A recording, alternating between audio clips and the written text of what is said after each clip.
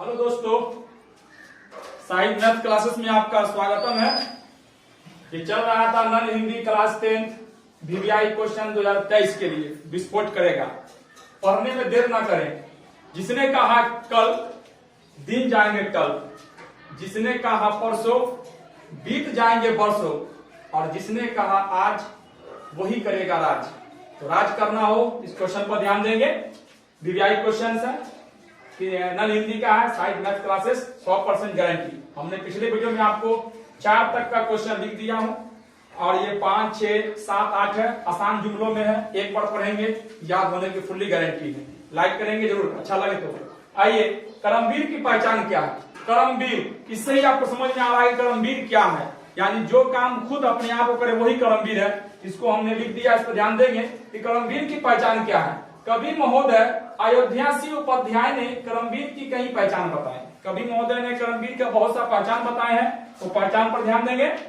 करमवीर बाधा से घबराते नहीं, यानी कोई भी कठिनाई उसके सामने में आता है तो उसको घबराहट नहीं होता है। उस तरह करमवीर बने आप लोग भी। कठिन कार्य को सरलता से करते हैं, जितने भी कठिन काम होते हैं उसको आसानी से कर लेते हैं।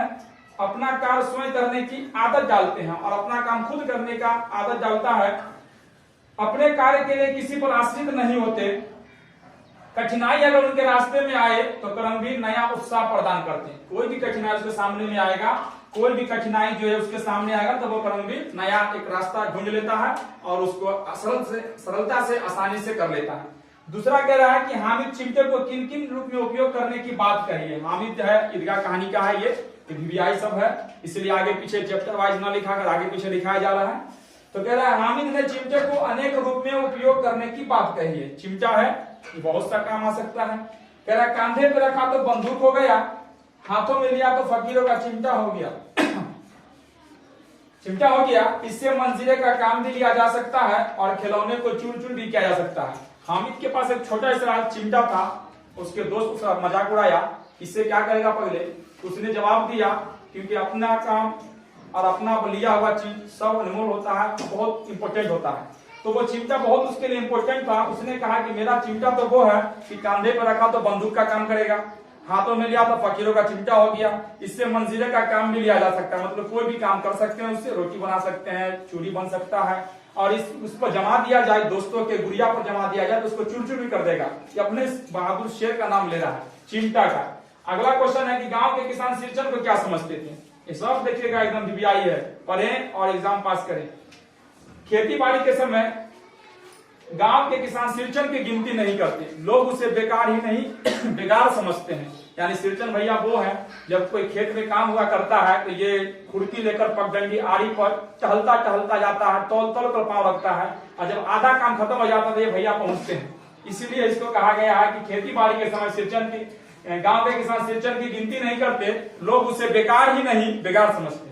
और अगला क्वेश्चन है कि पद्मा के ललकारने पर भी अशोक ने युद्ध करना स्वीकार क्यों नहीं किया। ये भी आप पढ़े हुए हैं, चैप्टर हिंदी कहानी पढ़े होंगे। तो पद्मा और अशोक की कहानी है कि पद्मा युद्ध के लिए ललकारा अशोक को, तो अशोक साहब युद्ध करने के लिए तैयार नहीं हुए, क्योंकि वहां शास्त्र में जो है, किताब में जो है लिखा हुआ है कि स्त्री पर यानी औरत जात पर हाथ नहीं उठाना चाहिए।